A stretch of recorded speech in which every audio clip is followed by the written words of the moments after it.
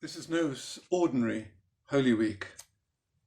We find ourselves in a national, personal situation where we need to hear what Paul says in Romans 5, verse 5, when he talks about what happens in a Christian life as it's tested and tried. He says it produces hope. And he says hope does not put us to shame. Hope does not disappoint. Romans chapter 5, verse 5. But it begs a question, what do we mean by hope? As we follow this Easter week, the cheering crowds, the evening meal, the betrayal, the thorn, the nails, death, and the tomb. And then, he is not here. He is risen. He rises to give us hope. Hope that's Jesus given. And Jesus given hope is a fixed confidence that God will fulfill his good purposes for us each. Ourselves, our fellowship. A bit of an illustration. When I was small, most Easters, we'd take the train off to see Grandma and Grandpa in Cambridge. And the great thing about Grandma and Grandpa in Cambridge at Easter was that they were good for Easter eggs. Not maybe Easter eggs. I so wish for Easter eggs. Let's hope so for Easter eggs. But the certainty that grandparents were good for Easter eggs. And there, on Easter Day, there will be Easter eggs. Yummy Easter eggs. They had been bought, kept safe, and were ready to be given and enjoyed.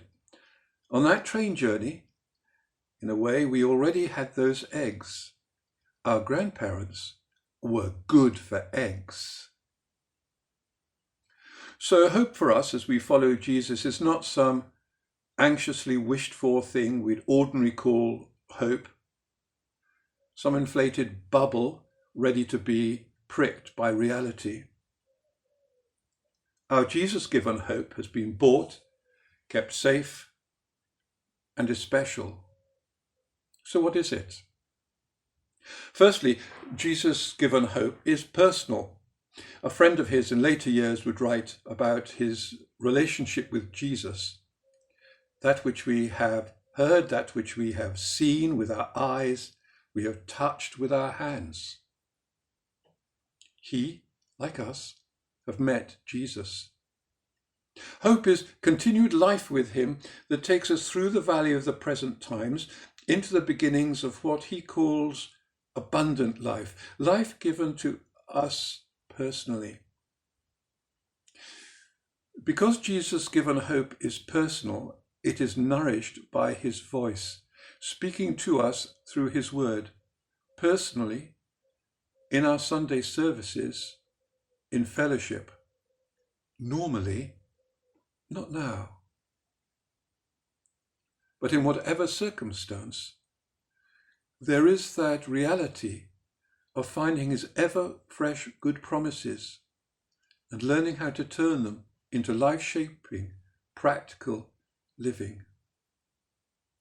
Because Jesus' given hope is personal, it flourishes in companionship together, encouraging, supporting, praying, listening, and where necessary, giving a prod. And this we're having to learn to do in different ways.